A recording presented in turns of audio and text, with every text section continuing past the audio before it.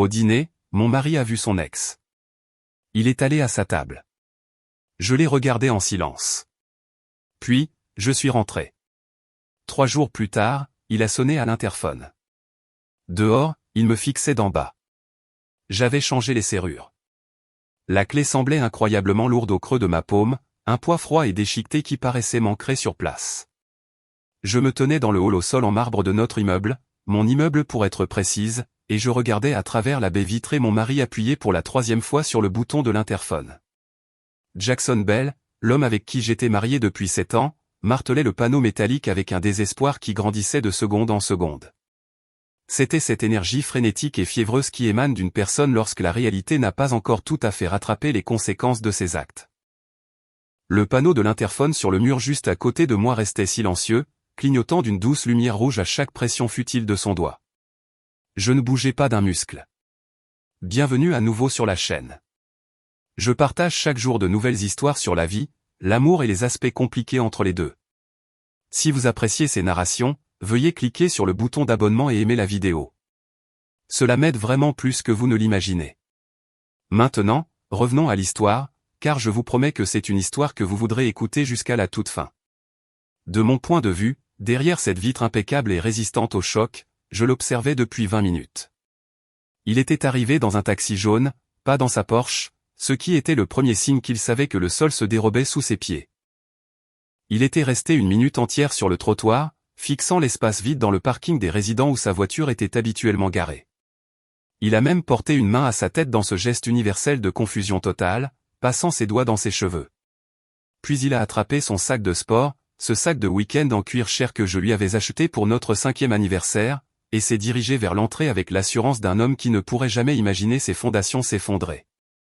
Mais maintenant, cette assurance montrait des fissures capillaires, son téléphone portable était pressé contre son oreille. Mon propre téléphone a vibré pour la 7e fois en 3 minutes dans la poche de mon manteau, contre ma hanche. Je l'ai sorti et j'ai regardé l'écran. Le nom affiché était simplement « Marie ». Ce n'était plus son vrai nom, Jackson. Il ne méritait pas de nom, pas pour moi. J'avais changé les informations de contact dans mon téléphone ce matin, assise dans le fauteuil en cuir moelleux de Deborah Collins, mon avocate, immédiatement après avoir signé les documents qui changeaient absolument tout. L'interphone a de nouveau sonné, un son long et furieux qui ne pénétrait pas dans le hall, mais illuminait la console. À travers la vitre, j'ai vu Evan lire notre concierge de jour. Mon concierge, sortant pour lui parler. La posture d'Evan était apologétique. Ses épaules étaient légèrement voûtées, mais ses mains étaient levées dans un mouvement défensif clair. C'était le signe universel de « j'ai les mains liées ». Il suivait mes instructions à la lettre. Je lui avais parlé plus tôt ce matin, tout comme j'avais parlé à la direction de l'immeuble, à l'équipe de sécurité et à tous ceux qui devaient connaître le nouvel ordre des choses. J'ai regardé le visage de Jackson se transformer. C'était fascinant de le voir se produire en temps réel. Même à cette distance, la confusion s'est dissipée, remplacée par quelque chose de plus vif et de plus laid. Sa mâchoire s'est crispée et ses épaules se sont redressées agressivement. Il criait quelque chose à Evan, gesticulant sauvagement vers les ascenseurs, vers le Penthouse qu'il avait quitté il y a 3 jours, vers le sanctuaire où il supposait arrogamment qu'il pouvait simplement retourner quand bon lui semblait. Mon téléphone a de nouveau vibré, puis encore en succession rapide. Les messages arrivaient comme un roulement de tambour. Je n'avais pas besoin de déverrouiller l'écran pour savoir ce qu'il disait. Où es-tu? Qu'est-ce qui se passe? Pourquoi Evan ne me laisse-t-il pas entrer? Rappelle-moi tout de suite, Catherine. Mon esprit est revenu à ce dîner, il y a 6 semaines. Je pouvais encore voir la lueur des bougies se reflétant sur les verres à vin en cristal et la façon dont ses yeux avaient pétillé d'une sorte d'excitation écœurante alors qu'il parlait d'elle. Je me souvenais du ton exact de sa voix lorsqu'il a prononcé les mots qui ont fait exploser la vie que j'avais passé une décennie à construire. Je me souvenais de ce que j'ai découvert dans les jours qui ont suivi. Les emails, les relevés bancaires cachés, la vérité qui avait vécu dans ma maison, dormi dans mon lit et mangé à ma table. Je me souvenais du mariage dans lequel j'avais tout investi, ma jeunesse, ma confiance, mon argent et mon avenir. Et je me souvenais de la femme qui existait avant ce dîner, avant qu'elle ne connaisse la vérité, et avant qu'elle ne décide que certaines trahisons ne méritent pas le pardon, mais plutôt une précision chirurgicale. Jackson criait maintenant. Je ne pouvais pas entendre les mots à travers le verre acoustique épais, mais je voyais sa bouche se contorsionner. Sa main libre fendait l'air en mouvements brusques et violents. Evan a reculé d'un pas, l'air mal à l'aise, et j'ai noté mentalement de donner à cet homme une énorme prime de Noël. L'autre concierge, Connor Morgan, qui gérait la transition vers le service de nuit, sortait pour le soutenir. Ils exécutaient le plan exactement comme je l'avais ordonné. Appelez la sécurité s'il devient agressif. N'engagez pas la conversation au-delà du script. Je suis désolé, monsieur, mais vous n'êtes plus répertorié comme résident ou invité autorisé à cette adresse. Je me suis finalement détourné de la fenêtre et j'ai commencé à marcher vers la rangée d'ascenseurs. Mes talons claquaient à un rythme régulier et mesuré sur le sol en marbre poli, correspondant au battement lent et délibéré de mon cœur. Je me sentais calme, maîtresse de moi, et glaciale. Derrière moi, le bruit visuel de sa crise de colère s'est estompé. Mon téléphone continuait sa vibration désespérée contre mon flanc, mais je l'ignorais. Les portes de l'ascenseur se sont ouvertes avec un carillon doux et mélodieux. Je suis entré dans la cabine aux parois de miroir et j'ai appuyé sur le bouton du pentouse. Alors que les lourdes portes commençaient à se refermer, j'ai eu un dernier aperçu du hollet du panneau de l'interphone qui clignotait toujours en rouge. L'ascenseur a commencé sa montée douce et silencieuse, et j'ai fermé les yeux, appuyant ma tête contre la paroi métallique froide. Ce n'était pas la fin de l'histoire. C'était juste le moment où j'ai repris tout ce qu'il pensait m'avoir volé. Mais pour comprendre comment j'en suis arrivé là, debout dans cet ascenseur pendant que mon mari était enfermé dehors dans la rue avec sa vie sur le point de s'effondrer de manière qu'il ne pouvait pas encore imaginer, vous devez comprendre comment tout a commencé. Vous devez comprendre le dîner, et vous devez comprendre que la femme qui est entrée dans ce restaurant il y a 6 semaines est morte à cette table. La femme dans cet ascenseur était quelqu'un d'autre, entièrement quelqu'un qu'il n'aurait jamais dû créer. Je l'ai rencontrée un mardi. Ce détail est important car j'ai toujours été méfiante à l'égard des débuts romantiques grandioses, de ces moments mignons et cinématographiques que les gens inventent rétrospectivement pour transformer des événements banals en destin. Notre rencontre a eu lieu un mardi après-midi pluvieux lors d'un séminaire de développement professionnel dans le centre de Chicago. Nous avons tous les deux tendu la main vers le dernier croissant aux amandes d'apparence décente pendant la pause café. C'était banal et oubliable, sauf qu'il m'a souri. C'était un sourire qui se dessinait lentement et qui a transformé tout son visage, et il a dit, « Je crois que l'univers nous dit que nous avons exactement les mêmes goûts en matière de pâtisserie d'hôtel médiocre. » J'ai ri. J'ai vraiment ri aux éclats. Ce n'était pas ce petit rire social et poli que l'on fait aux étrangers pour être gentil, mais un véritable éclat d'amusement qui m'a surprise. À 31 ans, j'avais connu assez de rendez-vous décevants et de relations fades pour développer une épaisse couche de cynisme autour de tout ce qui sentait la romance. Mais quelque chose dans son autodérision, quelque chose dans la façon dont il a immédiatement cassé le croissant en deux et m'a offert le plus gros morceau m'a fait penser que peut-être, juste peut-être, cette fois-ci était différente. Nous avons parlé pendant le reste de la pause, ignorant le mauvais café. Puis nous avons complètement sauté la session suivante et avons continué à parler dans un café au coin de la rue. Puis le café s'est transformé en dîner dans un restaurant italien tranquille. Puis il m'a raccompagné à ma voiture et, quelque part entre l'ascenseur du parking et ma berline, il m'a demandé mon numéro avec une nervosité attachante qui semblait si en décalage avec son apparence assurée. « Je sais que nous venons de nous rencontrer », a-t-il dit, en enfonçant ses mains profondément dans ses poches. « Mais j'ai le sentiment que si je vous laisse partir maintenant sans un moyen de vous contacter, je vais m'en vouloir pendant le mois prochain. » Je lui ai donné mon numéro. C'était il y a 8 ans. Je vous dis cela parce que vous devez comprendre que je l'aimais profondément et complètement. Je l'aimais avec cette vulnérabilité totale qui ne vient que lorsque vous décidez qu'une personne est sûre, lorsque vous regardez quelqu'un et pensez, oui, je te choisis et je te confie les parties les plus fragiles de moi-même. Notre romance s'est développée progressivement, comme une photographie qui devient nette. Il était consultant dans une agence de marketing de taille moyenne, ambitieux et incroyablement charmant. Il était le genre d'homme qui se souvenait des petits détails de votre journée et vous envoyait des articles qu'il pensait que vous trouveriez intéressants. J'étais avocate en droit immobilier, pratique et prudente. J'étais quelqu'un qui lisait chaque contrat 2 fois et ne prenait jamais de décisions impulsives, sauf quand il s'agissait de lui. Quand il m'a demandé en mariage 10 mois plus tard, un dimanche matin ordinaire pendant que nous faisions des pancakes, encore en pyjama et sans bague, il a juste soudainement posé la spatule et a dit « Je ne veux plus attendre. Épouse-moi. » J'ai dit oui. Je l'ai dit avant même que mon cerveau ne puisse traiter la logistique. Nous nous sommes mariés 4 mois plus tard lors d'une cérémonie modeste qui semblait parfaite parce qu'elle était la nôtre. Sa famille est venue de la côte ouest. Ma mère a pleuré des larmes de joie et tout était exactement comme il se devait. Les fissures sont venues plus tard. Toutes les fissures finissent par arriver, mais il y a d'abord eu 3 bonnes années. Peut-être 4 si je suis généreuse avec mes souvenirs. Nous avons acheté un petit appartement en ville ensemble. Je suis devenu associé dans mon cabinet. Il a eu une promotion. Nous parlions d'enfants de cette manière vague du dimanche que les couples ont quand ils apprécient encore d'être juste un duo.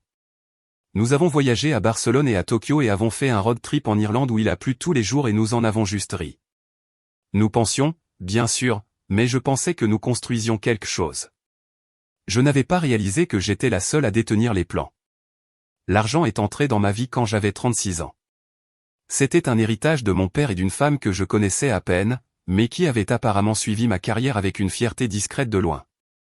Elle m'a tout laissé. Son patrimoine, son portefeuille d'investissement et ses propriétés. C'était une somme substantielle, qui change la vie. C'était le genre de richesse qui modifie tout votre paradigme de ce qui est possible. Après les impôts et la liquidation, cela s'élevait à un peu plus de 3 millions de dollars. Je me souviens être assise dans le bureau de l'avocat de la succession, fixant le document, ayant l'impression de regarder un chiffre de la vie de quelqu'un d'autre. Jackson est venu avec moi.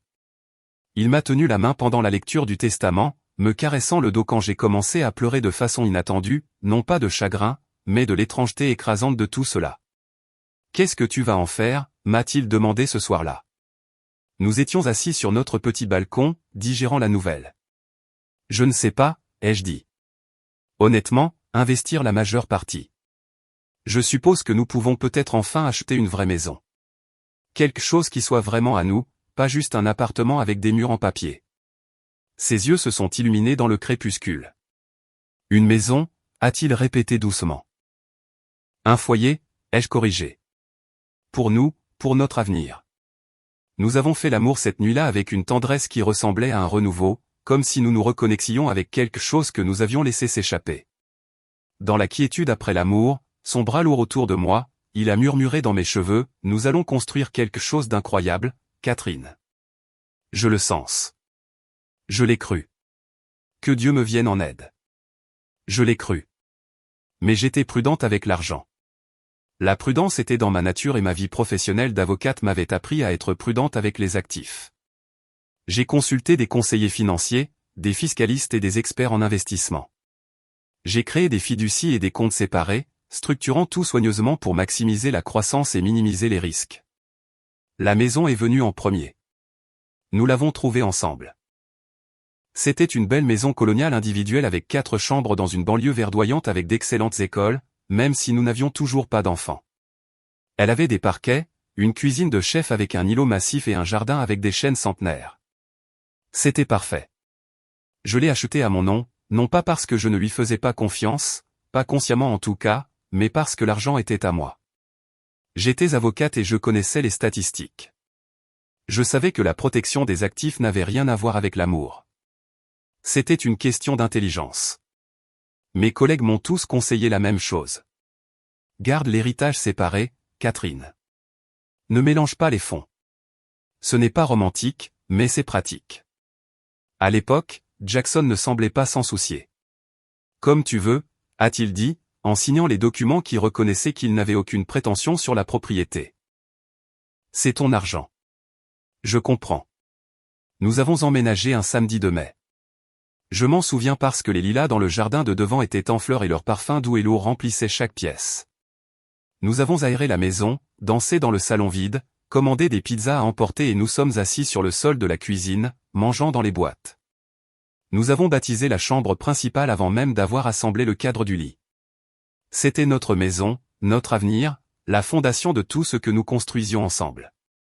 Je l'ai rénovée soigneusement au cours de l'année suivante. J'ai modernisé les salles de bain, refait les parquets et modernisé la cuisine. J'ai utilisé mon héritage pour tout cela et j'ai tenu un registre méticuleux. Mon argent, mon investissement. Jackson contribuait aux charges mensuelles, aux courses et aux dépenses de la vie quotidienne. Mais la maison, la structure physique, m'appartenait. Je pensais être intelligente. Je n'avais pas réalisé que je construisais mon propre canot de sauvetage. Sa carrière a stagné pendant un certain temps à cette époque. Elle n'a pas exactement échoué, mais elle a doucement dérivé vers une impasse. C'est ce qui arrive aux gens qui atteignent la mi-trentaine et n'ont pas tout à fait fait le saut vers le niveau exécutif. Alors que je m'installais dans mon rôle d'associé principal et que je concluais des transactions immobilières de haut vol, il était toujours dans la même entreprise, faisant le même travail, regardant des collègues plus jeunes être promus avant lui. Une tension a commencé à grandir entre nous, une électricité statique silencieuse que nous n'avons jamais nommée. Il a commencé à faire des commentaires. Des petites piques passives-agressives. Ça doit être agréable d'avoir un coussin, a-t-il dit une fois lorsque j'ai mentionné le rééquilibrage de mon portefeuille d'investissement. Certains d'entre nous doivent réellement travailler pour tout ce que nous avons, a-t-il marmonné lorsque j'ai utilisé ma prime annuelle pour louer une nouvelle voiture.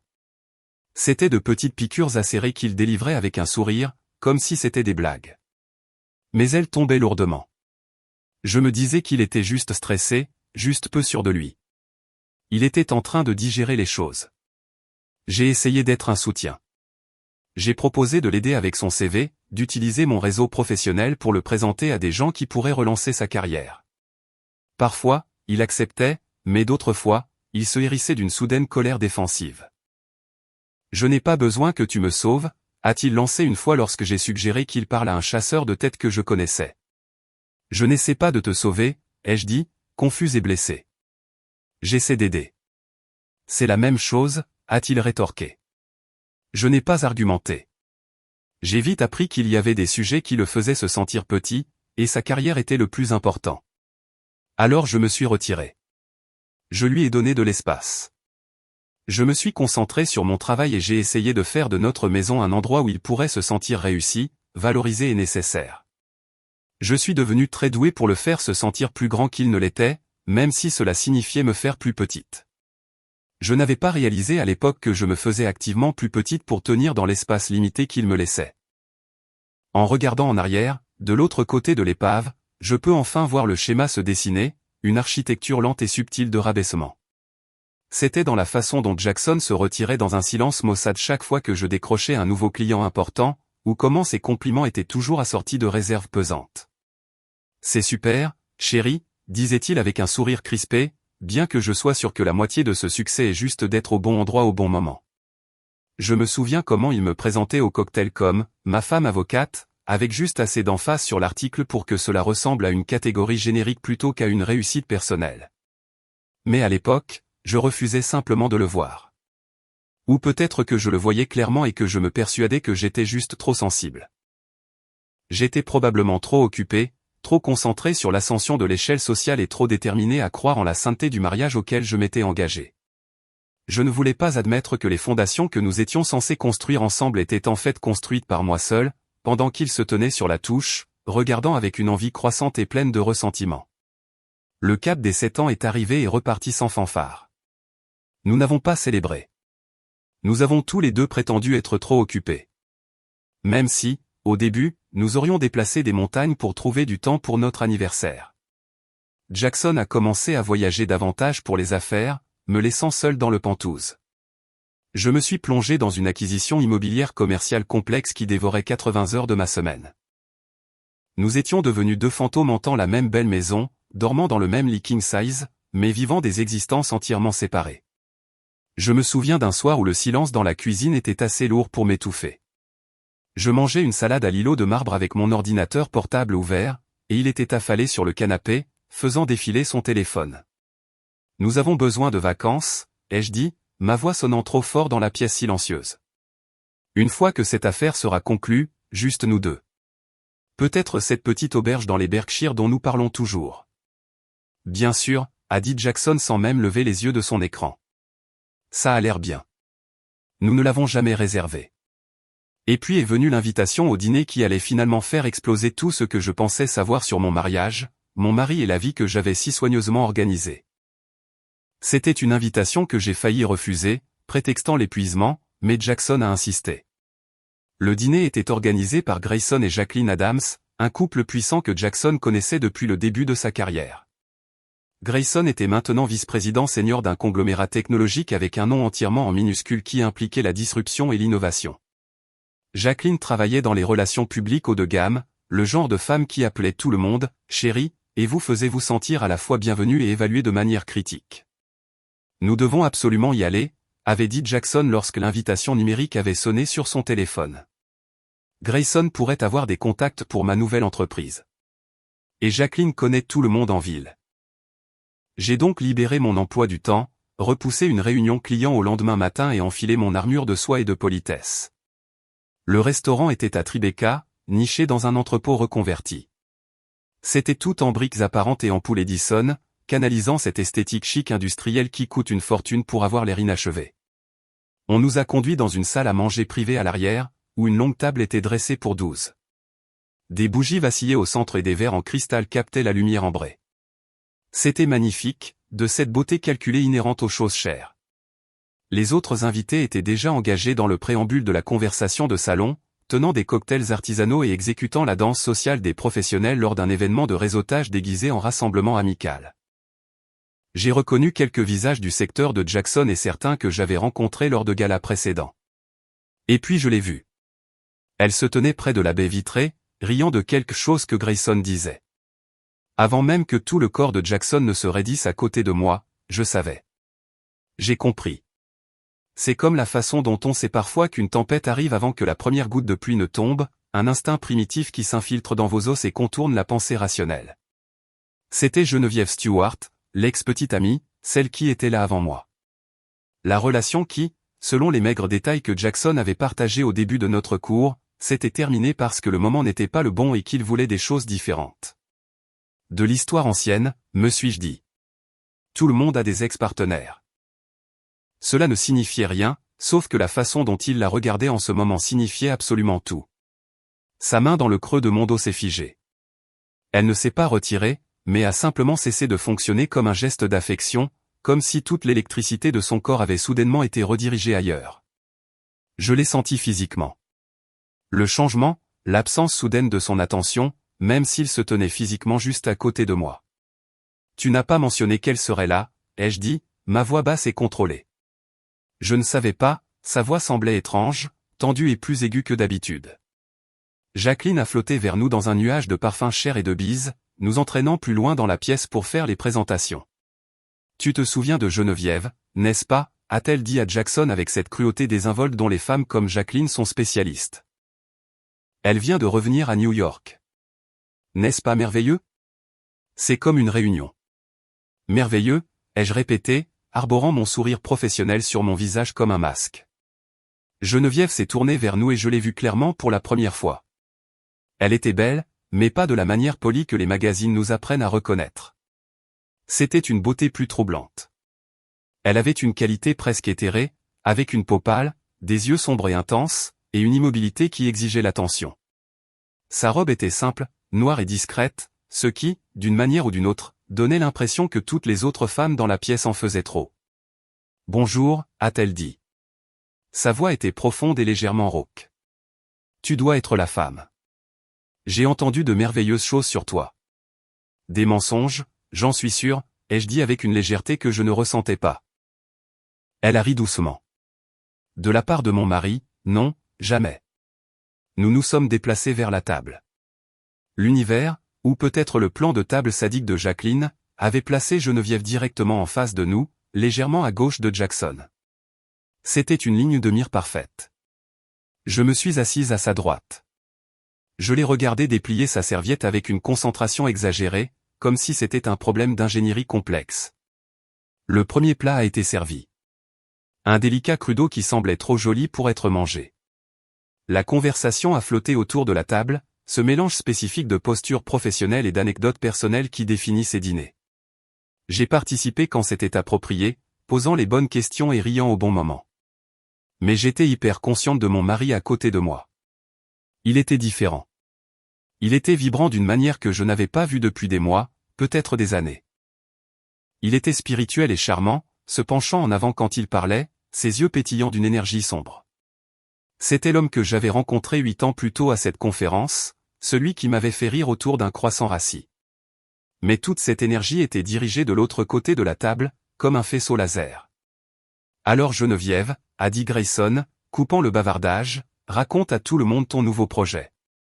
C'est incroyablement fascinant. Elle a agité la main modestement mais s'est finalement laissée persuader. Elle a décrit son travail en architecture durable, concevant des logements écologiques pour les pays en développement. C'était impressionnant et écœurant de sincérité. Elle parlait avec passion et intelligence, et j'ai remarqué que toute la pièce pivotait vers sa gravité. C'est incroyable, a dit Jackson. Il y avait une nuance dans sa voix que je n'ai pas pu identifier immédiatement. Fierté, admiration, désir. C'est un travail qui a du sens, a dit Geneviève, le regardant directement. J'ai appris il y a longtemps que la vie est trop courte pour faire des choses qui n'ont pas d'importance. C'est toi qui me l'as appris, en fait. La table a laissé échapper un murmure d'appréciation collectif. J'ai pris une grande gorgée de mon vin. Le dîner a progressé. De nouveaux plats sont arrivés. Le vin coulait à flots et furtivement. J'ai regardé mon mari tomber amoureux de son ex-petite amie en temps réel, assis juste là, à côté de sa femme légitime. Ce n'était pas explicite. Il ne l'a pas touché, et il ne m'a pas complètement ignoré. Mais il y avait une énergie entre eux, un courant que quiconque prêtait attention aurait pu sentir. Ils avaient des blagues privées et des références partagées, un langage codé qui n'existe qu'après une histoire intime. Tu te souviens de cette fois en Italie, a dit Geneviève à un moment donné, riant, avec l'accident de Vespa. Jackson a littéralement jeté la tête en arrière et a ri. C'était une expression de joie corporelle totale que j'avais presque oublié qu'il était capable d'avoir. Oh mon Dieu, j'avais refoulé ça, a-t-il dit, en s'essuyant les yeux. Le traumatisme était trop grand. Tout le monde était amusé, réclamant l'histoire, qu'ils ont procédé à raconter en tandem, terminant les phrases de l'autre. C'était un duo parfaitement chorégraphié de mémoire partagée. C'était une histoire drôle. J'ai ri avec tout le monde. Je ne savais pas qu'ils avaient été en Italie ensemble. Ils ne l'avaient jamais mentionné. Mais pourquoi l'aurait-il fait? C'était avant moi. De l'histoire ancienne, seulement. Ça ne semblait pas ancien. Pas de la façon dont il la regardait. Le plat principal est arrivé. Un filet mignon parfaitement cuit qui avait un goût de cendre dans ma bouche. La conversation s'est fracturée en plus petits groupes. Jacqueline me parlait d'un gala de charité qu'elle organisait et je répondais en pilote automatique pendant que mes oreilles étaient réglées comme un radar sur la conversation qui se déroulait à ma gauche. Jackson interrogeait Geneviève sur sa vie, où elle avait été, ce qu'elle avait fait. J'étais à l'étranger ces 5 dernières années, a-t-elle dit. En Amérique du Sud principalement, puis en Asie du Sud-Est. J'ai été brièvement fiancé, mais ça n'a pas marché. C'était un homme bien, a-t-elle dit avec un petit sourire triste. Mais pas le bon. Je suppose que j'ai toujours eu une idée très précise de ce que je recherche. Ses yeux se sont tournés vers Jackson pendant une milliseconde quand elle a dit ça. C'était à peine perceptible, juste une fraction de seconde, mais je l'ai vu et il l'a vu. Eh bien, a dit Grayson, en levant son verre, nous sommes heureux que tu sois de retour. La ville était terne sans toi. Nous avons tous bu à cela. Ma main serrait la tige de mon verre de vin si fort que je pensais qu'il pourrait se briser. Mon visage arborait une expression d'agrément plaisant tandis qu'à l'intérieur, quelque chose bougeait, un mouvement tectonique pour lequel je n'avais pas encore de mots. Le dessert est arrivé. La table était bruyante maintenant. Plusieurs conversations se chevauchaient. Les gens étaient détendus par le vin et la nourriture riche. J'étais prise dans une discussion sur les lois de zonage avec le mari de quelqu'un. Une conversation que j'aurais pu avoir dans mon sommeil. Et puis je l'ai entendue. La voix de Jackson, pas forte, mais distincte, coupant à travers une accalmie momentanée du bruit environnant. Tu sais, tu n'as fait que devenir plus belle au fil des ans. C'est un peu injuste pour nous autres, simples mortels. La table a gloussé nerveusement. Quelqu'un, je crois que c'était Jacqueline, a dit quelque chose à propos du charme, mais j'ai arrêté de respirer. Il regardait Geneviève quand il l'a dit, la regardant directement avec une expression d'admiration si ouverte, d'appréciation si nue que cela a semblé comme un coup physique à la poitrine. Geneviève a souri d'un sourire lent et entendu. Tu as toujours été un flatteur, Jackson. Je suis sérieux, a-t-il dit, et il l'était. Je l'ai entendu dans le timbre de sa voix.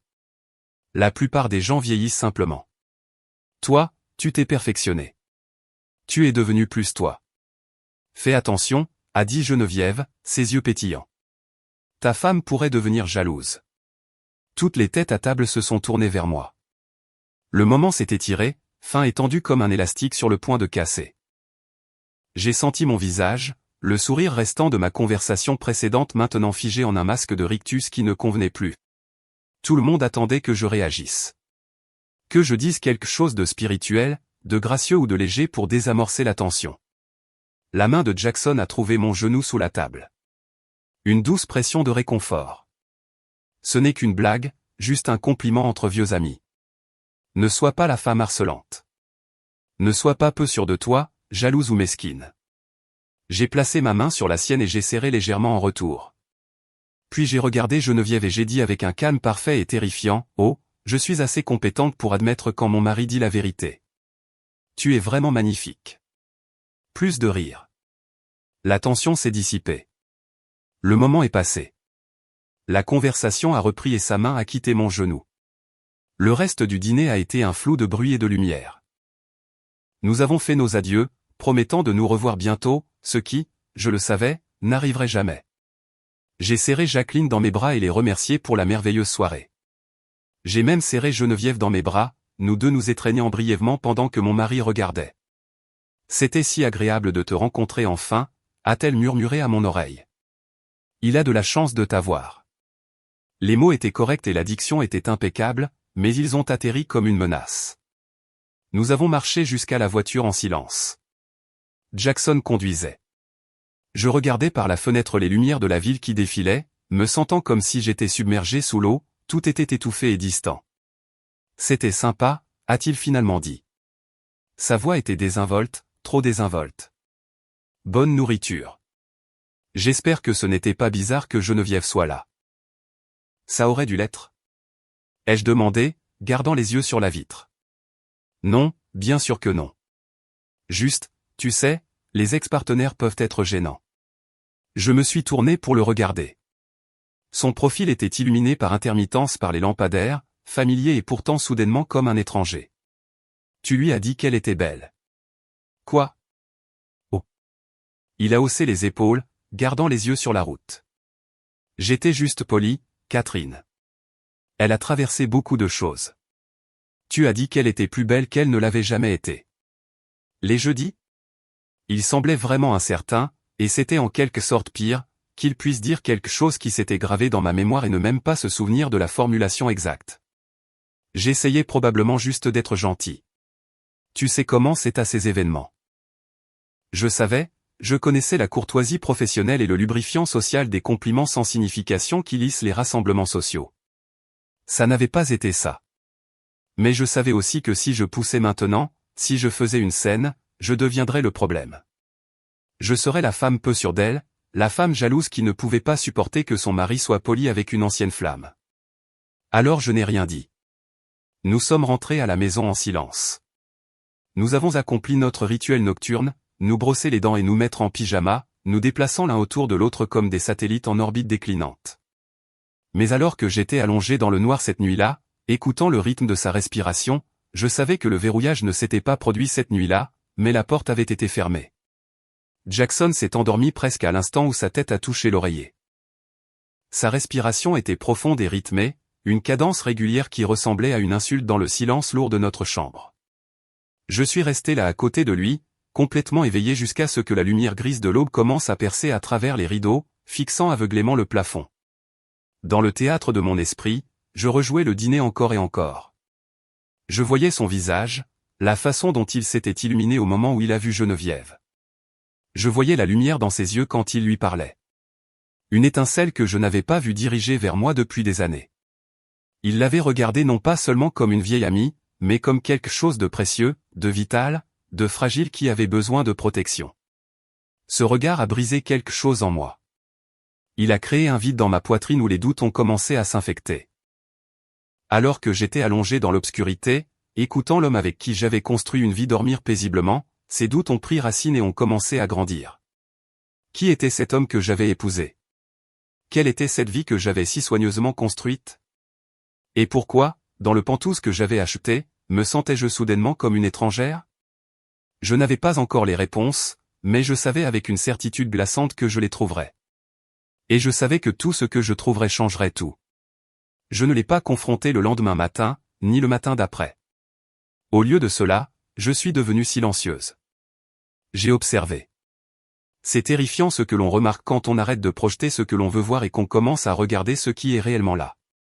C'était comme tourner l'objectif d'un appareil photo, rendant les bords flous de notre mariage nets et douloureusement clairs. Il était constamment sur son téléphone. Il avait toujours été lié à son appareil pour le travail, mais la qualité de son attachement avait changé. C'était défensif maintenant. Il le tenait légèrement incliné, protégeant l'écran de ma vue. Il l'emmenait partout, dans la salle de bain pour de longues périodes, à la cuisine juste pour remplir un verre d'eau, même dans le couloir pour vérifier le courrier. « Est-ce que tout va bien ?» lui ai-je demandé un soir, 3 jours après le dîner, en le regardant se lever du canapé pour la 4e fois en 1 heure pour vérifier une notification. « Oui, juste des trucs de travail », a-t-il dit. Mais en tapant, il souriait. Ce n'était pas une grimace professionnelle et stressée. C'était un sourire doux et privé. Le sourire de quelqu'un profondément absorbé par une conversation qui lui apportait de la joie. Le travail ne faisait pas sourire Jackson comme ça. Puis sont venus les changements physiques. Il a commencé à s'habiller avec une méticulosité qui avait été absente pendant des années, même les jours où il était censé travailler depuis son bureau à domicile. J'ai senti un nouveau parfum sur lui, quelque chose de boisé et de cher que je ne lui avais certainement pas acheté. Il a développé un intérêt soudain et fervent pour la salle de sport, une habitude qu'il avait abandonnée il y a 2 ans. « Tu as l'air en forme », lui ai-je dit un matin, et je le pensais. Il avait l'air énergique, vibrant, vivant. Ça aurait dû me rendre heureuse. « Merci », a-t-il dit, déposant un baiser superficiel sur ma joue alors qu'il sortait. « J'essaie juste de mieux prendre soin de moi. » Pour elle, ai-je pensé, bien que je ne l'ai pas dit à voix haute. « Tu fais ça pour elle. » Mais je ne savais pas. Pas avec certitude. J'ai toujours été une femme qui a besoin de preuves. C'était l'avocate en moi. La suspicion n'est pas une preuve. Un pressentiment n'est pas un dossier. Alors, j'ai décidé de monter mon dossier. J'ai commencé à rassembler des preuves. Ça a commencé par les petites choses. J'ai suivi ses habitudes.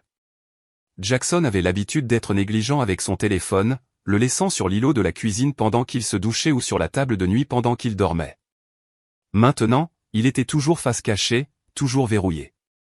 Il avait changé son code d'accès.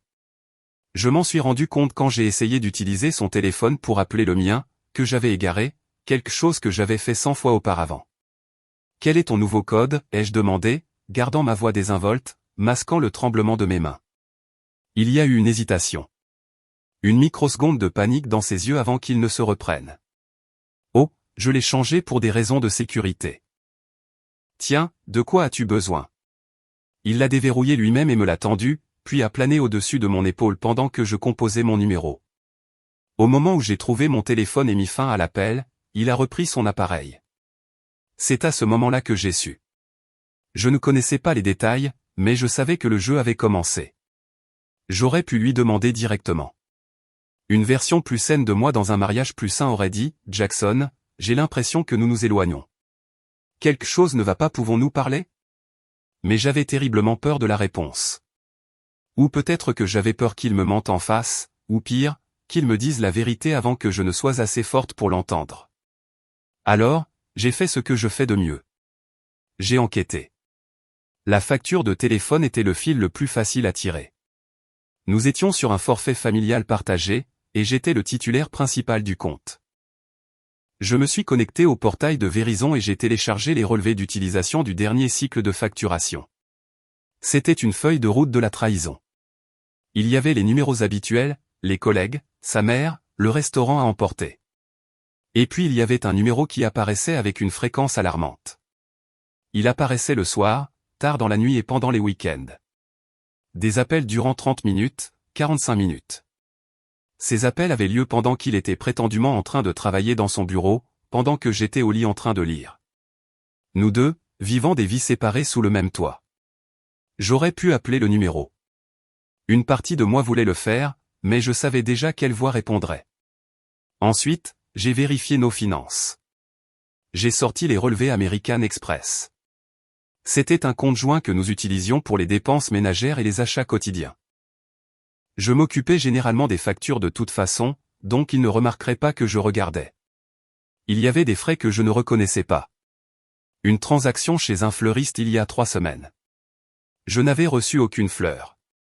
Un dîner dans un bistrot français à Soho un mardi soir où il prétendait être à un dîner de clients à Midtown, un bar à vin, un café dans un quartier à 40 minutes de notre appartement. Pris individuellement, chaque frais pouvait être expliqué. Mais ensemble, ils peignaient un tableau que je voulais désespérément ne pas voir. J'étais assise à mon bureau dans notre bureau à domicile, mon bureau à domicile dans la maison que mon salaire payait, et je fixais le tableur que j'avais créé. Appel, texto. Je ne pouvais pas voir le contenu, mais le volume était accablant. Dépenses. C'était une chronologie de mensonges présentés en points de données.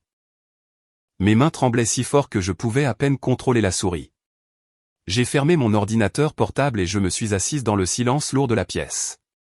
Le soleil de fin d'après-midi filtrait à travers la fenêtre, illuminant les grains de poussière dansant dans la lumière dorée. Tout semblait si normal, si beau. Cette maison que j'avais aménagée, cette vie que j'avais construite, tout n'était qu'un décor pour une pièce dont je ne savais pas que j'étais la vedette. Le lendemain matin, j'ai appelé mon cabinet et leur ai dit que je ne viendrais pas. Je ne me mettais jamais en arrêt maladie. Mon assistante semblait vraiment inquiète. « Catherine, ça va ? Avez-vous besoin qu'on vous envoie quelque chose ? » « Juste une gastro, ai-je menti, ma voix stable. Je serai de retour demain. » Jackson était déjà parti au bureau. J'ai attendu exactement 30 minutes pour m'assurer qu'il ne reviendrait pas pour quelque chose qu'il aurait oublié. Et puis je suis entré dans son bureau. Je me sentais comme une criminelle dans ma propre maison. En 7 ans de mariage, je n'avais jamais fouiné. Je n'en avais jamais ressenti le besoin. La confiance était le fondement de ce que nous avions. Mais les fondations s'effondrent. Son bureau était impeccable. Jackson était pédant au sujet de son espace de travail. Le bureau était organisé, les dossiers étiquetés, les livres rangés par ordre alphabétique. J'ai commencé par les endroits évidents. Tiroir de bureau, classeur. Rien d'incriminant, juste des documents de travail, de vieilles déclarations de revenus, des garanties d'appareils électroménagers. Puis j'ai vérifié sa mallette, celle en cuir qu'il prenait habituellement pour aller au travail mais qu'il avait inexplicablement laissée derrière lui aujourd'hui, dans une poche intérieure zippée, cachée derrière une pile de cartes de visite. Je l'ai trouvé, un reçu d'hôtel. Il datait de la semaine dernière, la nuit où il avait dit avoir une séance de stratégie tardive avec un client. Une seule nuit. Arrivée à 19h. Départ à 23h. 4 heures. Pas d'erreur. Pas de malentendu. 4 heures dans un hôtel de charme dans le quartier de Meatpacking, à peine à 20 minutes de notre porte. Le papier thermique crissait dans ma main. Je l'ai lissé sur le bureau, j'ai pris une photo haute résolution avec mon téléphone, puis je l'ai remis exactement où je l'avais trouvé.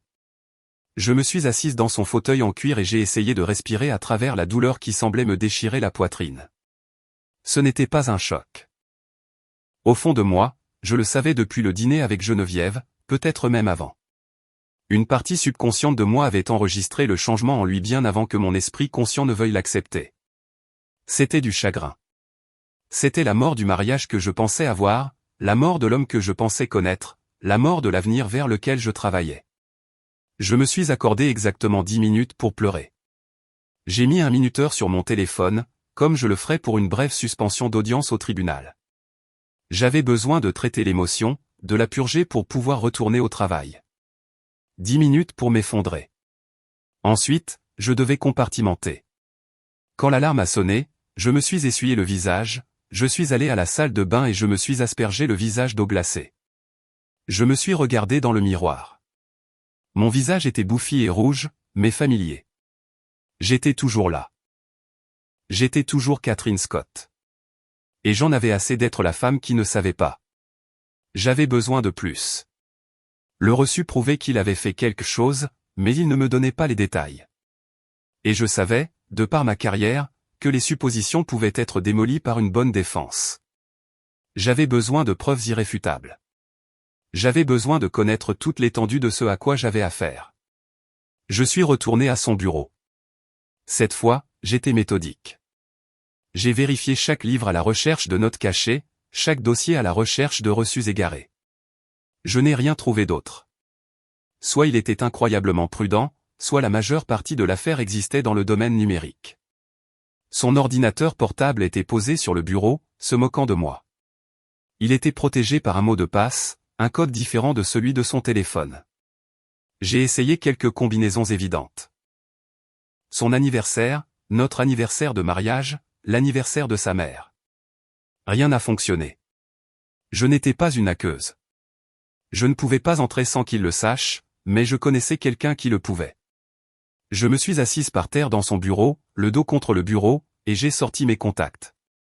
J'ai fait défiler jusqu'à trouver le nom de Denny Keller. C'était un spécialiste en criminalistique numérique avec qui j'avais travaillé sur une affaire complexe de fraude d'entreprise l'année dernière. Il était discret, brillant, et il me devait une faveur.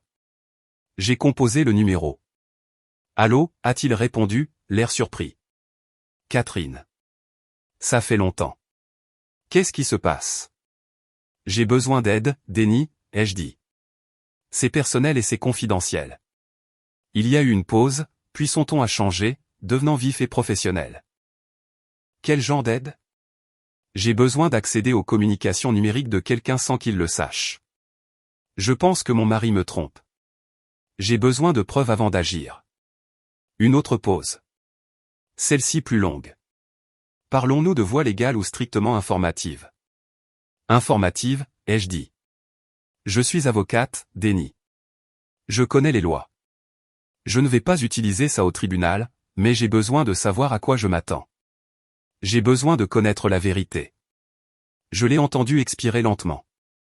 Oui, je peux faire ça. As-tu un accès physique à son appareil, son ordinateur portable ? Oui, mais je n'ai pas le mot de passe. Tu n'en as pas besoin. Je peux t'envoyer un logiciel. Tu dois l'installer via une clé USB. Ça prend environ 10 minutes à exécuter. Une fois qu'il est installé, il reflètera tout, les emails, les e-messages, l'historique de navigation, les frappes de clavier vers un serveur sécurisé auquel tu peux accéder à distance. Il ne saura jamais qu'il est là. Mon estomac s'est noué. Est-ce sûr ? C'est une zone grise, considérant que c'est un bien conjugal dans votre maison. Admissible au tribunal ? Non. Utile pour ta tranquillité d'esprit ? Absolument.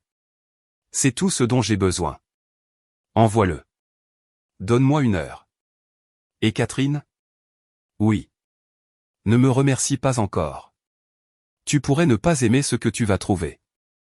Je n'aime déjà pas ça, Denny. Au moins de cette façon, je ne l'imaginerai pas, le logiciel est arrivé dans ma boîte de réception 45 minutes plus tard avec des instructions précises. Jackson ne rentrerait pas avant des heures. J'avais le temps.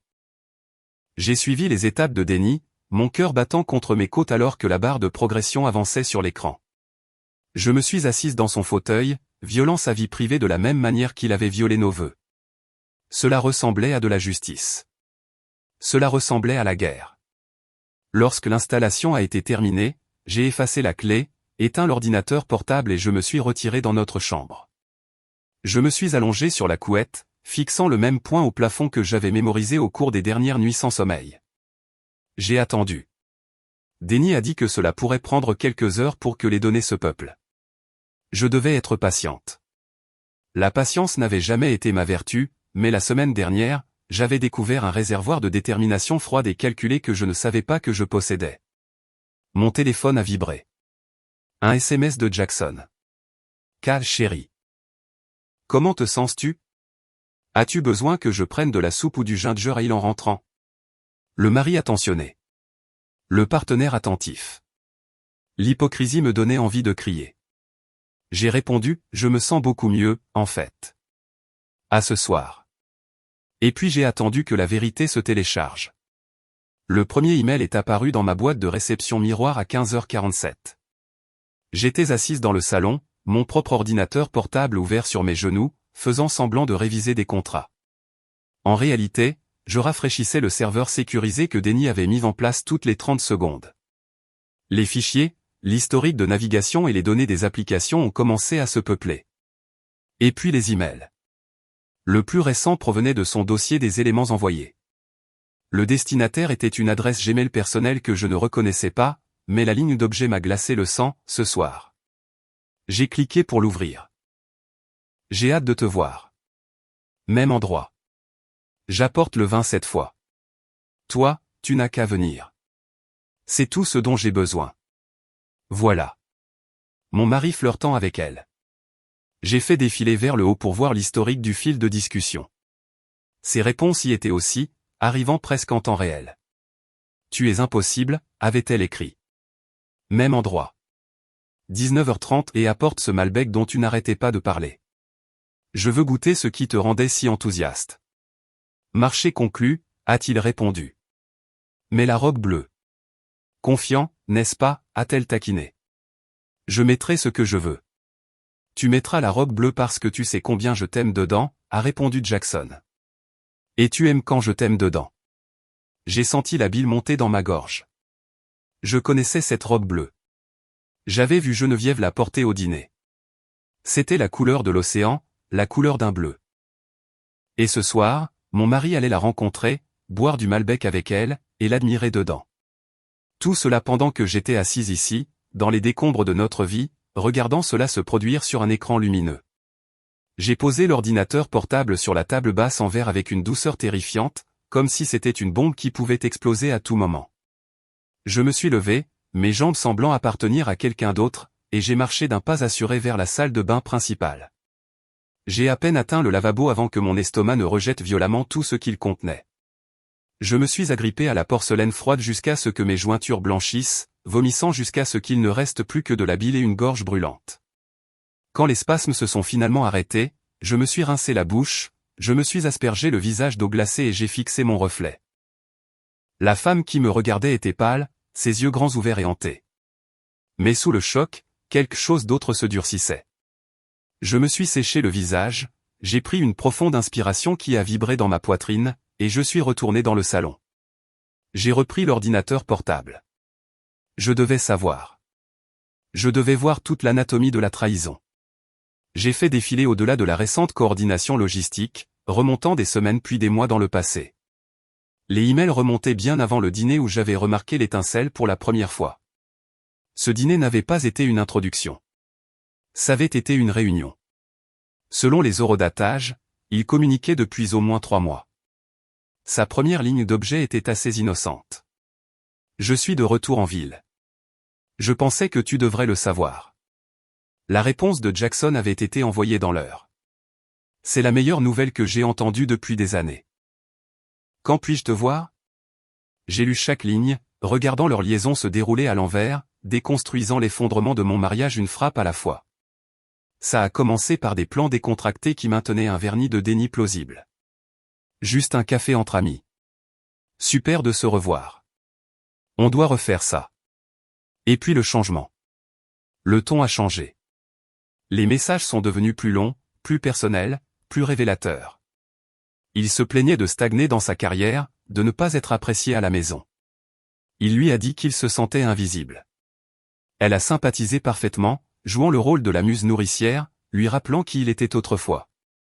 Tu as toujours été destiné à de plus grandes choses, Jackson, a-t-elle écrit. Je ne pense pas qu'elle te voie comme je te vois. Catherine voit un chèque de paie et un deuxième nom sur une déclaration de revenus. Sa réponse m'a fait arrêter de respirer un instant. Tu me vois. J'ai dû arrêter de lire. J'ai mis l'ordinateur de côté et je suis allé à la cuisine. Mes mains tremblaient si fort que j'entendais la carafe en verre teinter contre le gobelet pendant que je versais de l'eau. Elle voit un chèque de paie. 7 ans de mariage, 7 ans à construire une vie, à le soutenir à travers 2 startups ratées, à le tenir quand sa mère est morte, à célébrer chaque victoire mineure. Et c'est à cela que j'étais réduite. Un chèque de paie. J'ai bu l'eau d'une longue traite, j'en ai versé une autre et j'ai forcé l'air dans mes poumons. Je suis retourné au canapé. Je n'avais pas fini. Les messages sont devenus plus intimes, remplis de désir et d'une tension sexuelle qui sautait de l'écran, même si ce n'était pas encore explicite. Il parlait de moments volés, de se sentir à nouveau vivant, d'une connexion qui semblait juste d'une manière que rien d'autre ne faisait. Puis, il y a 3 semaines, le reçu d'hôtel que j'avais trouvé a été corroboré par un fil de mai. Je ne peux plus faire ça à moitié, avait écrit Jackson. J'ai besoin de toi tout entière. Sa réponse a été instantanée. Tu m'as toujours eu. Je suis restée assise là, dans le silence de notre pentouse, laissant la connaissance s'installer dans ma moelle. Mon mari avait couché avec son ex-petite amie dans un hôtel du centre de Chicago pendant que j'étais ici, probablement en train de travailler tard sur un mémoire, complètement inconsciente que mon mariage venait de mourir de négligence et de trahison. Le logiciel espion continuait de se synchroniser. Et maintenant, les SMS ont commencé à affluer.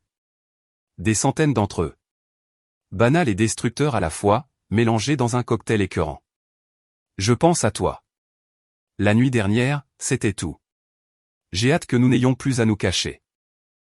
Ce dernier m'a fait faire une pause. Jusqu'à ce que nous n'ayons plus à nous cacher. J'ai cliqué sur ce fil et j'ai lu à l'envers. Il y a 2 semaines, Geneviève avait demandé, « Quand vas-tu le lui dire ?»« Je dois d'abord gérer la logistique », a répondu Jackson. La maison, c'est compliqué. La maison ou tes sentiments? La maison est à son nom, Jen. C'est son héritage. Si nous divorçons maintenant, je pars avec rien. Tu pars avec toi. Avec nous.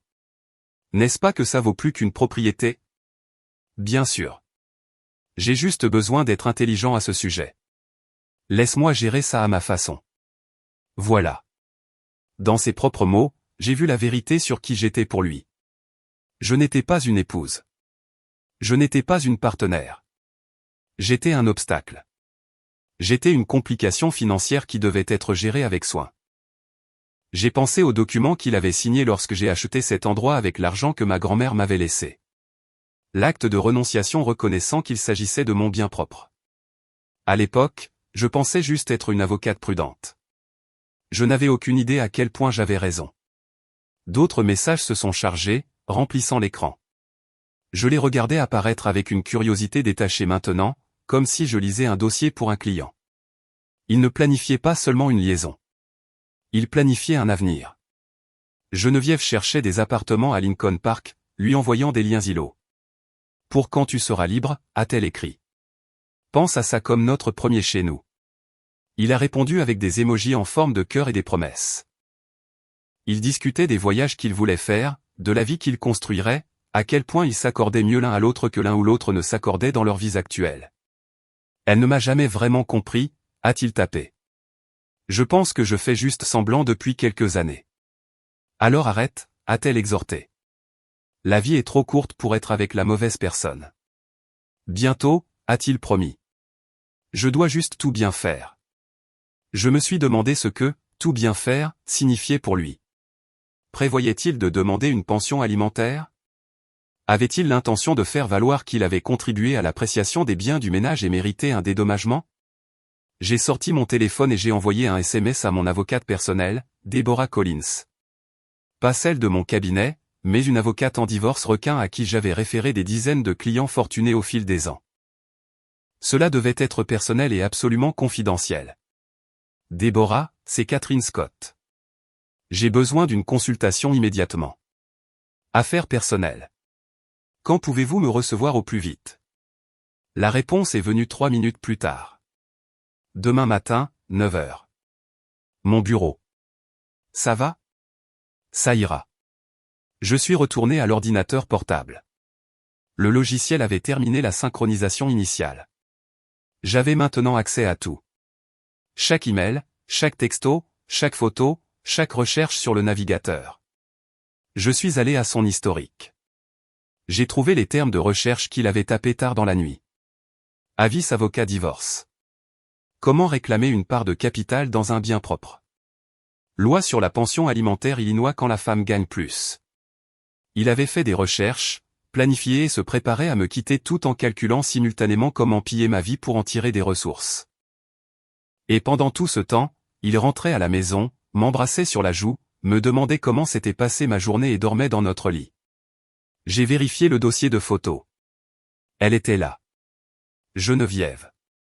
Des dizaines de photos d'eux ensemble. Des rendez-vous café, des dîners dans des restaurants faiblement éclairés.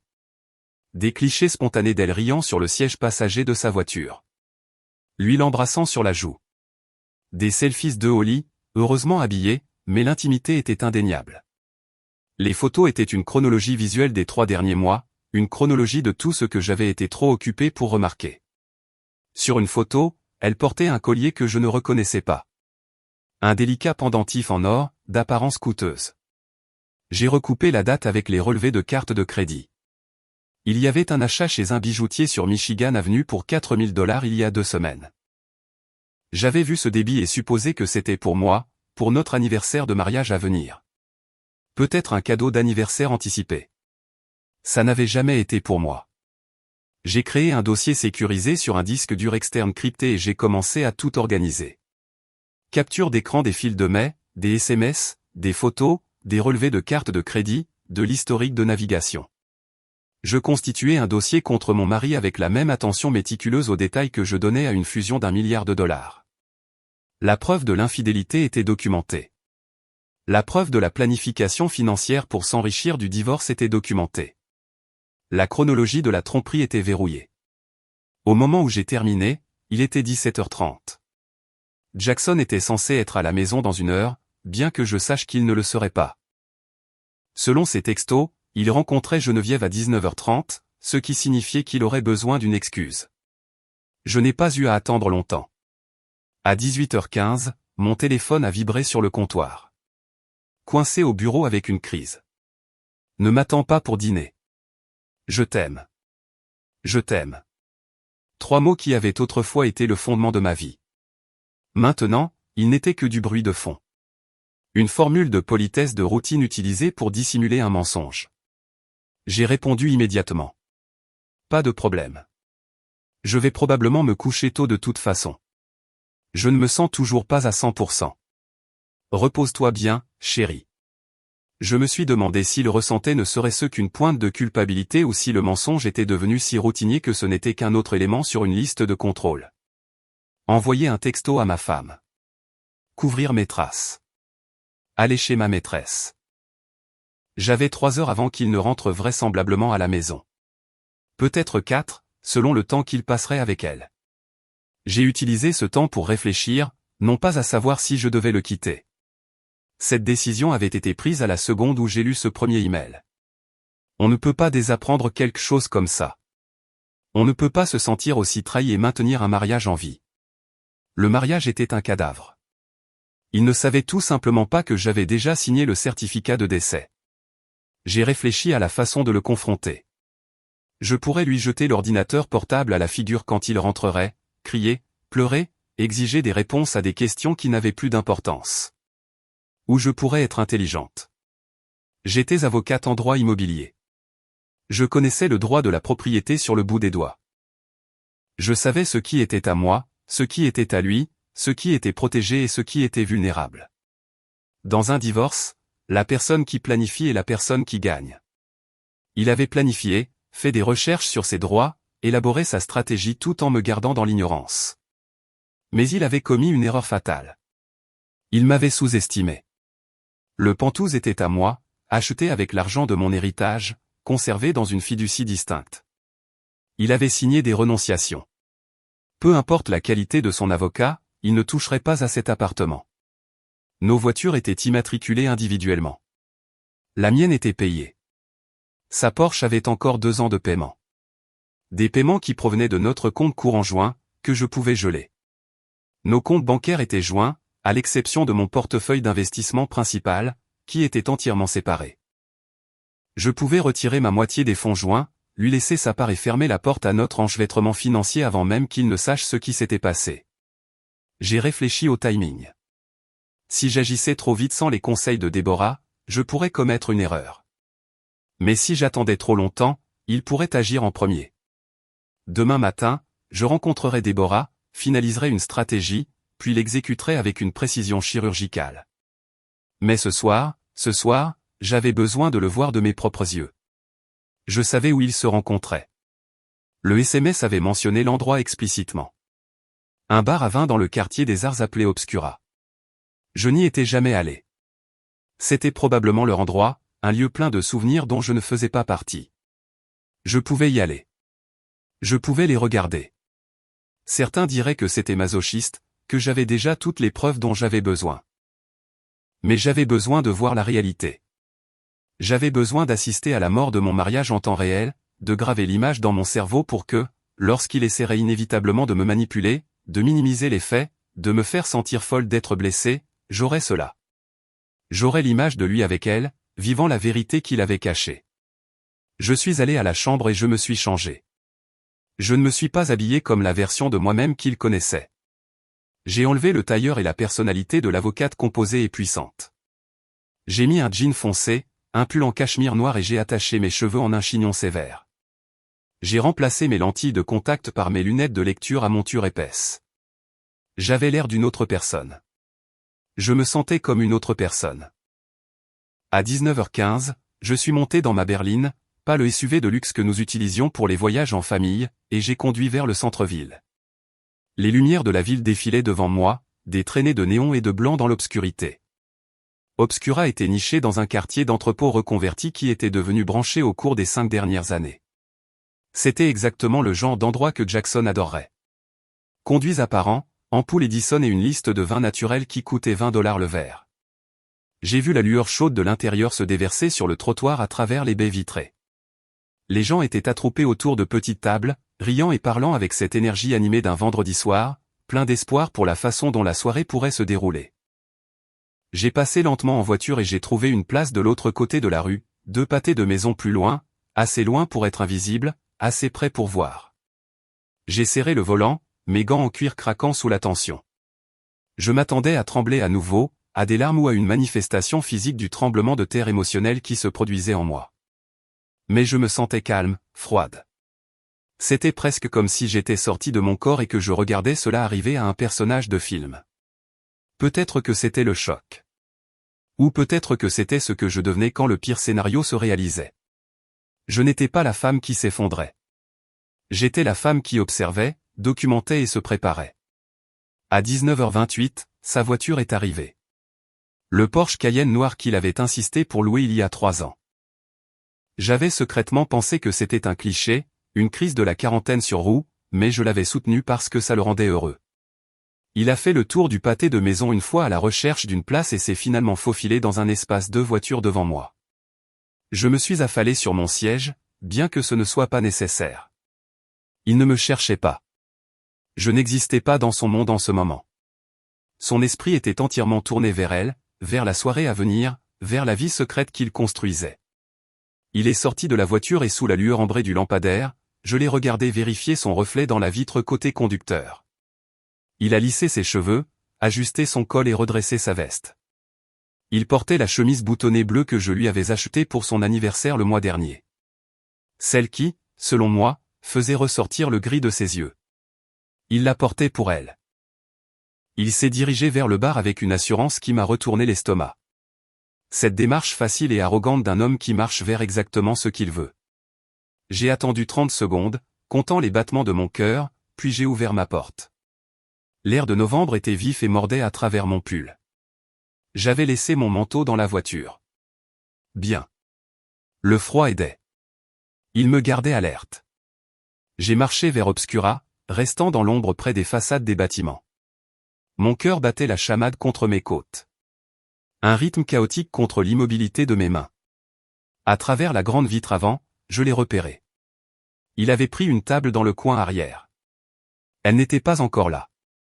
Il regardait son téléphone, un petit sourire doux jouant sur ses lèvres, lisant probablement un texto d'elle disant qu'elle était proche. Je ne pouvais pas entrer. C'était trop risqué. S'il me voyait, l'élément de surprise, mon plus grand avantage tactique, serait perdu. Mais le bar avait une terrasse latérale qui faisait le tour du coin de l'entrepôt. Je pouvais voir la lueur des lampes chauffantes et le contour d'une clôture en fer forgé. La terrasse était reliée à la salle principale par de grandes portes-fenêtres ouvertes. Si je me positionnais correctement sur le trottoir, en regardant à travers le fer forgé, j'aurais une ligne de vue directe sur sa table. J'ai fait le tour du pâté de maison jusqu'à la rue latérale. La terrasse était peu peuplée. Seules quelques âmes courageuses étaient blotties sous les chauffages. Déterminé à profiter de l'ambiance malgré le froid, je me suis déplacé dans l'obscurité entre 2 lampadaires, trouvant un point de vue entre les lourds rideaux de velours et le cadre de la porte. J'avais une vue dégagée. Je suis resté là, un fantôme dans le noir, et j'ai attendu que l'autre femme arrive. J'ai choisi une table d'angle isolée, niché derrière un grand ficus en pot, m'offrant assez d'ombre pour rester invisible tout en maintenant une ligne de mire claire vers l'entrée. J'ai commandé un verre de cabernet à un serveur de passage, ma voix stable malgré l'adrénaline qui parcourait mes veines. J'ai incliné ma chaise juste comme il faut, créant le point de vue parfait à travers les portes vitrées du bar à vin obscura. Il était 19h35 quand Geneviève est arrivée. Je l'ai repérée avant Jackson, la regardant s'arrêter dans l'embrasure de la porte pour balayer la pièce du regard. Son visage s'est illuminé au moment où ses yeux ont croisé les siens. Elle portait la robe bleue, celle que je savais qu'il lui avait spécifiquement demandé de porter. Et je devais admettre, purement objectivement, qu'elle était magnifique. Elle possédait cette même qualité éthérée que j'avais remarquée lors de ce dîner désastreux, maintenant amplifiée par l'éclairage chaud et ambré du bar et l'adoration non dissimulée sur son visage. Elle s'est approchée de sa table et mon mari s'est levé pour l'accueillir. Ils se sont étreints, et ce n'était pas une étreinte amicale entre connaissances. Elle a duré bien trop longtemps, leurs corps pressés l'un contre l'autre avec une familiarité qui m'a retourné l'estomac. Quand ils se sont finalement séparés, Jackson a laissé ses mains reposer sur sa taille un instant, la regardant avec une expression que j'ai reconnue avec une secousse douloureuse. J'avais vu ce regard avant, il y a de nombreuses années, quand j'étais celle qui se tenait dans la lueur de son affection. Ils se sont assis et un serveur est apparu presque instantanément, suggérant qu'ils étaient des habitués ici, des visages connus du personnel. Ils ont commandé sans même jeter un coup d'œil au menu. Une fois le serveur parti, ils se sont penchés l'un vers l'autre sur la petite table, les doigts entrelacés, parlant avec l'urgence intense de deux personnes qui ont une vie de choses à se dire et seulement des heures volées pour le faire. J'ai levé mon verre de vin et j'ai pris une gorgée, mais le millésime cher avait un goût de vinaigre sur ma langue. De ma position, j'avais une vue haute définition de leur liaison. Pourtant, je ne pouvais pas entendre un seul mot. J'étais forcé de lire leur langage corporel, comblant le silence avec ma propre imagination torturée, ce qui était en quelque sorte pire que de connaître la vérité. Geneviève a jeté la tête en arrière, riant de quelque chose qu'il disait, sa main s'étirant sur le bois pour effleurer ses doigts. Jackson a tourné sa paume vers le haut, attrapant ses doigts et les tenant fermement. C'était un geste si petit, si intime, sans signification pour quiconque d'autre dans le restaurant, mais absolument dévastateur pour moi. Le vin est arrivé à leur table. Il avait commandé le Malbec qu'il lui avait promis. Ils ont levé leur verre pour un toast. Je ne pouvais pas entendre le son, mais mon esprit a fourni le tintement délicat du cristal contre le cristal, une promesse scellée dans le vin rouge. Pendant qu'il buvait, j'ai regardé son pouce tracer des cercles lents et affectueux sur le dos de sa main. Il était présent avec elle d'une manière qu'il n'avait pas été avec moi depuis des années, peut-être jamais. Il se penchait, engagé, animé, vivant. Geneviève a dit quelque chose qui l'a fait porter une main à son cœur en feignant l'offense, et elle a ri encore plus fort. Ils avaient des blagues privées, un rythme, une histoire partagée existant dans une bulle que je ne pourrais jamais pénétrer, peu importe le nombre de mets que je lisais ou de journaux de logiciels espions que j'analysais. Cette exclusion faisait plus mal que la trahison physique. C'était la connaissance qu'ils maintenaient une vie entièrement séparée, une personnalité séparée réservée juste pour elle. Elle avait les meilleures parties de Jackson Bell, le charme, l'esprit, l'attention, tandis qu'il me laissait les miettes, la version fatiguée, pleine de ressentiment et déconnectée qui rentrait à la maison pour faire défiler son téléphone et me faisait me sentir nécessiteuse de vouloir une conversation. Ma main s'est crispée autour de la tige de mon verre, et je me suis forcé à relâcher ma prise avant de briser le cristal. Leurs entrées sont arrivées, de petites assiettes destinées à être partagées. Je les ai regardés se donner à manger l'un à l'autre avec un confort désinvolte qui témoignait de la routine. Le serveur est venu les voir, et ils lui ont tous les deux souri avec la chaleur de personnes qui sont exactement là où elles veulent être. Finalement, Geneviève s'est levée pour se rendre aux toilettes. Jackson l'a regardé s'éloigner, ses yeux suivant sa silhouette à travers la pièce avec une faim non dissimulée. Dès qu'elle a été hors de vue, il a sorti son téléphone. Une seconde plus tard, mon propre téléphone a vibré contre ma hanche. Je l'ai sorti de la poche de mon manteau et j'ai fixé l'écran. Un message de Jackson. La crise au travail dure plus longtemps que prévu. Je ne serai probablement pas à la maison avant 23 heures. Désolé, chérie. J'ai fixé les lettres lumineuses, le mensonge désinvolte, le réflexe de la tromperie, l'excuse qui ne signifiait absolument rien. J'ai répondu, mes doigts froids et précis. C'est bon. Prends ton temps. J'ai levé les yeux pour le regarder lire ma réponse. Un faible sourire satisfait a touché ses lèvres alors qu'il glissait le téléphone dans sa poche, complètement absous de toute culpabilité.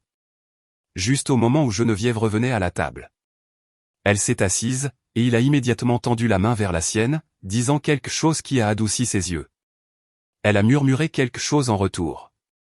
Je ne suis pas une experte en lecture labiale, mais la forme des mots ressemblait indéniablement à « je t'aime ».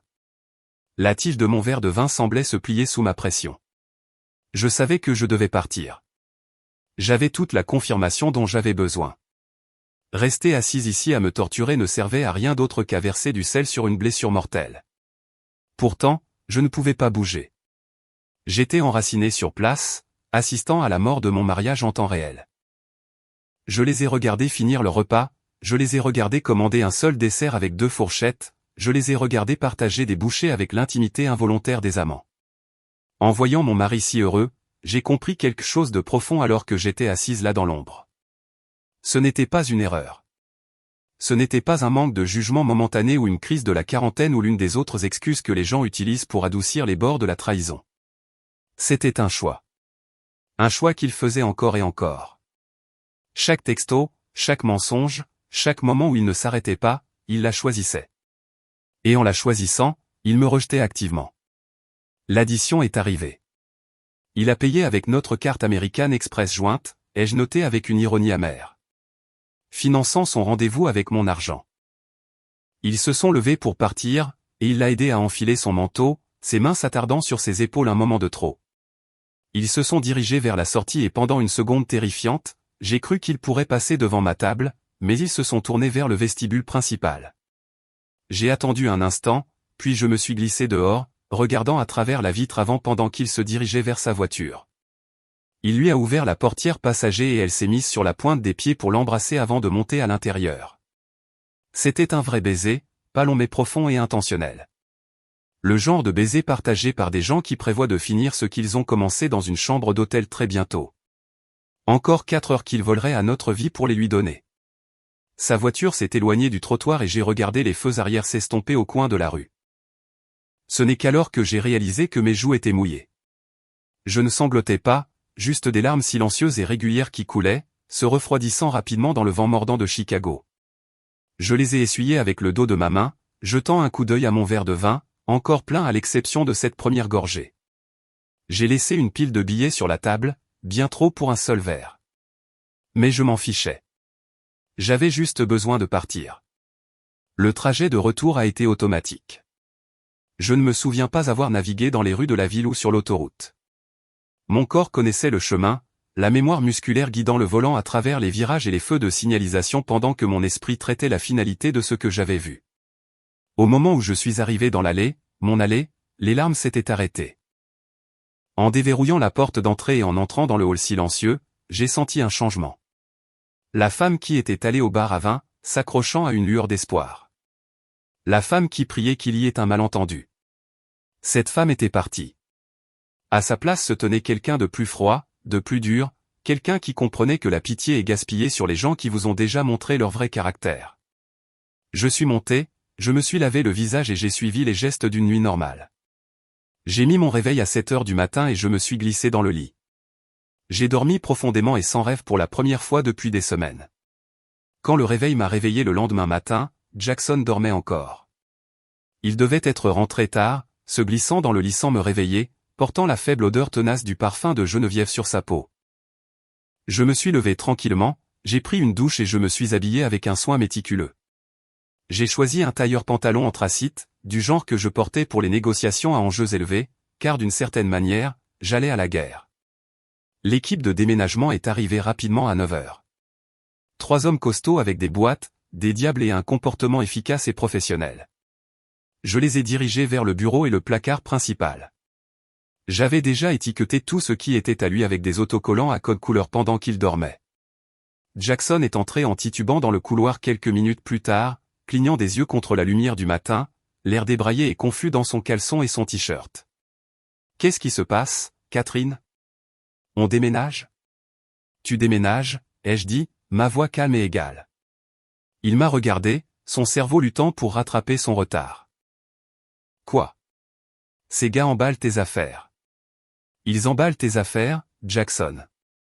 J'ai loué un box de stockage à ton nom. Tu recevras l'adresse et le code d'accès cet après-midi par email.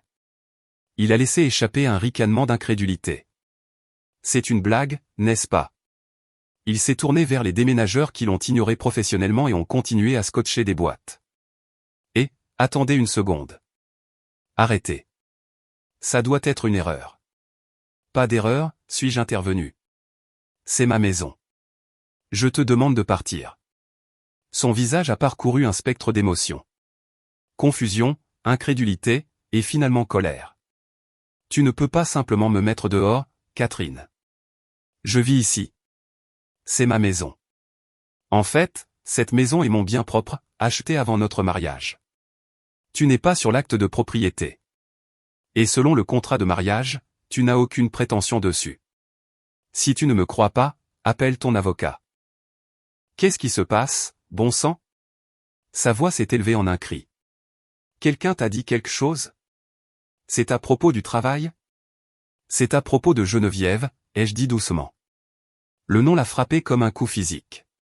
C'est à propos de la liaison que tu entretiens depuis 3 mois. Les visites à l'hôtel, les mensonges, le logiciel espion que j'ai trouvé sur ton ordinateur portable, et les plans que tu faisais pour divorcer de moi tout en cachant des actifs. Je sais tout, Jackson. Les emails, les textos, les relevés de cartes de crédit. N'insulte pas mon intelligence en essayant de le nier. Il a ouvert la bouche, l'a refermée, puis a réessayé. Kat, écoute. Laisse-moi t'expliquer. Il n'y a rien à expliquer. J'ai déjà engagé un avocat. Deborah Collins a déposé la requête en divorce ce matin. Tu seras notifié officiellement dans les prochaines 24 heures. Nos finances sont déjà séparées. Tes affaires sont en train d'être emballées et ta clé ne fonctionnera plus dans ses serrures. Tu as changé les serrures. L'indignation se mêlait à la panique dans sa voix. Tu ne peux pas faire ça. Je l'ai déjà fait. Il a fait un pas menaçant vers moi, se dressant au-dessus de moi, mais je n'ai pas bronché. J'ai levé la main. Ne fais pas ça. Les déménageurs sont des témoins. Mon avocat a tout documenté. Si tu rends les choses difficiles, tu ne fais que te nuire. Je vis ici, a-t-il répété. Plus faiblement cette fois, comme si la répétition pouvait rendre la chose vraie. Tu vivais ici. Passé. Maintenant, tu dois trouver où tu vas dormir ce soir. Où suis-je censé aller, a-t-il demandé, semblant petit pour la première fois. Ce n'est plus mon problème. J'ai sorti une enveloppe scellée de ma poche. Tiens, c'est une lettre qui décrit les conditions immédiates. Lis-la quand tu te seras calmé et trouve un avocat. Tu vas en avoir besoin d'un bon. Je lui ai tendu le papier, j'ai tourné les talons et je suis entré dans la chambre principale. Ma chambre, fermant et verrouillant la porte derrière moi. À travers le bois, je l'ai entendu passer des appels frénétiques. D'abord à Geneviève, sa voix basse et urgente. Puis, j'ai supposé, à n'importe quel avocat qu'il pouvait trouver, son ton passant à une supplication désespérée. Rien de tout cela n'avait plus d'importance pour moi. À midi, les déménageurs étaient partis. Son bureau était vide, ses vêtements avaient disparu du placard. La maison semblait plus grande, plus propre, comme si un poids lourd et suffocant avait été soulevé des fondations. Je me suis tenu à la fenêtre du salon, regardant le camion s'éloigner, emportant les vestiges physiques de mon mariage vers un entrepôt que je ne visiterai jamais. Mon téléphone a sonné. C'était Deborah Collins. « Catherine, les papiers sont déposés », a-t-elle dit, sa voix nette et rassurante. « Il sera notifié demain. » « Merci, Deborah. Comment tiens-tu le coup ? J'ai regardé autour de mon salon calme et ensoleillé, mon espace, mon avenir n'étant plus enchevêtré avec un homme qui m'avait trahi. Je me sens bien, ai-je dit, et j'ai réalisé avec un sursaut que je le pensais. Je me sens libre. 6 semaines plus tard, je me tenais dans le hall en marbre de mon immeuble de bureau, le même endroit où ce cauchemar avait commencé, regardant par les baies vitrées. Le divorce avait été finalisé ce matin-là, rapide, chirurgical et propre, exactement comme Deborah l'avait promis. Jackson avait essayé de se battre, bien sûr. Il a engagé un avocat qui a fait beaucoup de bruit sur ses contributions au ménage et sa détresse émotionnelle, essayant d'obtenir un règlement. Mais le contrat de mariage était en béton, la maison était à moi et mon héritage était intouchable. Après 7 ans de mariage, où nos finances avaient été méticuleusement séparées, il est parti avec ses effets personnels, sa voiture, et les paiements de location restants, et la moitié de notre maigre compte courant joint. Il a quitté le mariage avec exactement ce qu'il y avait apporté, et rien de plus. Geneviève l'avait accueilli au début. J'ai entendu par des amis communs, qui s'étaient discrètement rangés de mon côté une fois les preuves révélées, qu'ils avaient essayé de s'en sortir. Ils ont essayé de vivre la grande romance, enfin libres d'exister au grand jour. Mais apparemment, une liaison clandestine est très différente d'une relation. Le frisson des rencontres secrètes et des moments volés ne se traduit pas bien dans la réalité banale des factures partagées, des espaces exigus et du train-train quotidien d'un vrai partenariat. Ils ont duré 5 semaines avant qu'elle ne lui demande de partir. Maintenant, Jackson vivait dans un studio en périphérie de la ville, occupant le même emploi, conduisant la même voiture, se demandant probablement comment sa vie confortable s'était désintégrée si rapidement. Je n'éprouvais aucune pitié pour lui. Je ne ressentais rien du tout. Le Penthouse était à moi. J'avais transformé son ancien bureau en une salle de lecture avec des étagères du sol au plafond et un fauteuil en velours près de la fenêtre. J'avais repeint la chambre, remplacé le linge de lit et reconquis chaque centimètre carré de mon sanctuaire. Ma carrière était florissante sans le fardeau émotionnel d'un mariage mourant. J'avais de l'énergie à revendre. J'étais seul, mais pour la première fois depuis des années, je n'étais pas solitaire. Je me suis détourné de la fenêtre et j'ai marché vers l'ascenseur, prêt à commencer le reste de ma vie. Rien que le mois dernier, j'avais décroché 2 clients majeurs pour le cabinet, traitant des cas complexes qui m'auraient auparavant tenu éveillé toute la nuit d'anxiété. Maintenant, je les gérais avec une confiance calme et stable qui me surprenait même. C'était comme si un brouillard épais s'était levé de mon cerveau, libérant un espace mental qui avait été otage pendant bien trop longtemps. J'ai finalement recommencé à me donner la priorité. J'ai commencé à courir le matin, sentant le vent froid du lac Michigan réveiller ma peau alors que je courais le long du rivage. J'ai rejoint un club de lecture local, buvant du vin et riant avec des étrangers qui sont rapidement devenus des amis, et j'ai recontacté de vieux compagnons que j'avais honteusement négligés pendant les années que j'ai passées à essayer de rafistoler un mariage qui coulait déjà. Je construisais une vie. Ce n'était certainement pas la vie que j'avais prévue, ni l'avenir que j'avais imaginé il y a 8 ans lorsque j'ai dit oui en larmes à la demande en mariage de Jackson au petit déjeuner. Mais cette vie était différente. Elle était authentique. Elle était solide. Et surtout, elle était entièrement à moi. Parfois, tard dans la nuit, quand la ville était calme, mon esprit revenait à la femme que j'étais. Je pensais à la Catherine qui est entrée dans le bar à vin obscura, le cœur battant, pour s'asseoir en face de son mari pendant qu'il dînait avec sa maîtresse.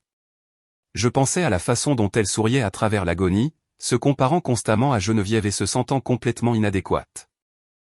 Cette version de moi croyait que l'amour signifiait s'accrocher jusqu'à ce que vos jointures blanchissent, que l'engagement signifiait endurer le manque de respect, et qu'une bonne épouse se faisait plus petite pour que son mari puisse se sentir comme un géant. Cette femme est partie maintenant. À sa place se tient quelqu'un qui comprend une vérité fondamentale que j'ai mis trop de temps à apprendre. Le contraire de l'amour n'est pas la haine. C'est l'indifférence. J'ai réalisé que la chose la plus puissante que vous puissiez faire quand quelqu'un vous trahit n'est pas de crier ou de crever des pneus ou de chercher une vengeance spectaculaire. C'est de les retirer de votre existence avec la même précision chirurgicale que vous utiliseriez pour enlever une tumeur. Vous l'enlevez complètement. Finalement et pour toujours. Debout dans le hall de mon immeuble, regardant à travers les portes vitrées, je l'ai vu. J'ai regardé la silhouette de mon ex-mari, Jackson Bell, marchant sur le trottoir. Ses épaules étaient voûtées, sa démarche lourde et défaite. Il avait l'air plus petit que dans mon souvenir, juste un homme seul dans une grande ville. Je n'ai ressenti ni pointe de colère, ni pincement de désir. Je n'ai ressenti absolument rien. Je me suis détourné de la fenêtre, j'ai marché vers l'ascenseur et j'ai appuyé sur le bouton pour l'étage du Penthouse. Alors que la porte se fermait, coupant la vue de la rue, j'ai souri. Ce n'était pas un sourire de victoire, bien que j'aie certainement gagné. C'était un sourire de clarté. J'ai enfin compris que la meilleure vengeance n'est pas de laisser quelqu'un sans abri ou démuni. C'est de construire une vie si épanouie, si riche et si vibrante que leur absence devient insignifiante. Jackson pensait qu'il pouvait m'utiliser comme filet de sécurité pendant qu'il auditionnait Geneviève pour son avenir. Au lieu de cela, il m'a appris que je n'avais jamais eu besoin de lui du tout. Cette leçon, aussi douloureuse qu'elle ait été à endurer, était la clé de ma liberté. L'ascenseur a carillonné doucement en arrivant à mon étage. Je suis entré dans le couloir et j'ai cherché ma clé dans mon sac à main. C'était le seul exemplaire existant. J'ai déverrouillé la porte et je suis entré. Tout était exactement comme je l'avais laissé. Calme, paisible, à moi. J'ai enlevé mes talons, sentant le tapis moelleux sous mes pieds, et je me suis versé un verre de vin rouge profond. Je me suis approché des baies vitrées qui donnaient sur la ligne d'horizon scintillante de Chicago. Quelque part là-bas, dans le noir, Jackson se demandait probablement ce qui n'allait pas, peut-être même en train de se raconter une nouvelle histoire où il était la victime d'une femme cruelle. Mais j'avais des choses plus importantes à faire que de perdre une seconde de plus à penser à un homme qui avait déjà consumé trop d'années de ma vie. J'avais une vie à vivre, et elle allait être extraordinaire. Merci beaucoup d'avoir passé du temps avec moi aujourd'hui et de m'avoir laissé partager ce chapitre de ma vie avec vous. Cela signifie vraiment beaucoup pour moi que vous soyez ici. Si mon histoire a résonné en vous, veuillez me le faire savoir en cliquant sur le bouton j'aime et en vous abonnant à la chaîne pour que nous puissions rester connectés. J'adorerais savoir qui écoute. Alors, laissez un commentaire ci-dessous en me disant de quelle ville vous vous connectez et quelle heure il est là-bas. Je suis toujours si curieuse de voir jusqu'où ces histoires voyagent.